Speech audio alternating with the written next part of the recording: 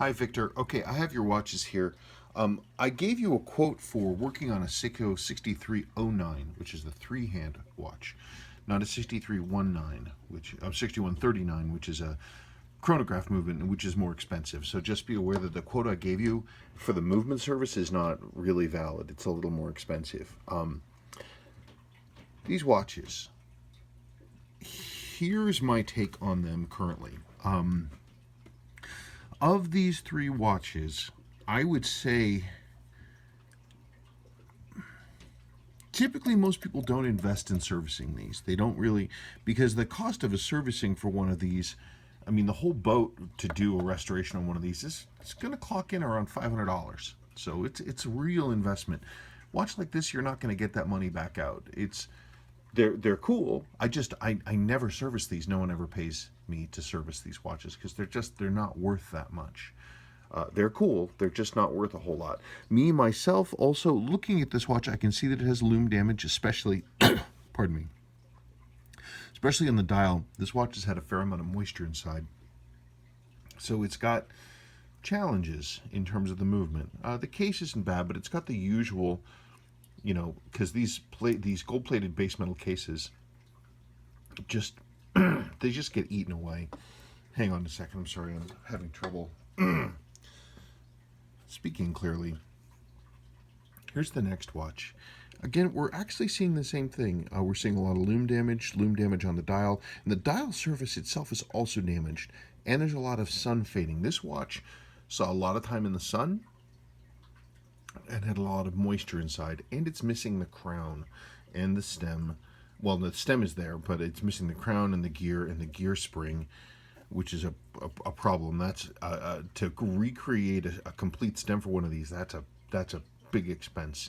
And for a watch like this with these cosmetic issues and clearly has had moisture inside, I wouldn't move forward with that. I wouldn't recommend investing the money in a watch like this. Now this watch is actually not bad. In a lot of ways, this is actually a pretty decent watch. Your hand is missing, but it's actually stuck. It's over here. It's inside. It's in between the indicator ring and here. So I'm not going to mess with the indicator ring. I don't want to do that. But the watch is complete and it's original. And it's a good illustration of some of the things that I look for. I look for watches that look like this. I look for watches that are unrestored and have incredibly scratched crystals like this, because I look through them and I look for the lume on the dial and on the hands, and I look for unfaded sweep hands, and I look for an unfaded indicator ring. This would actually be a good watch. You get this one restored, that would be a worthy investment. That's a good watch. What's the date on this one? August 1973. No, this would be a good one. This is one that I would recommend investing money into. This one will reward you.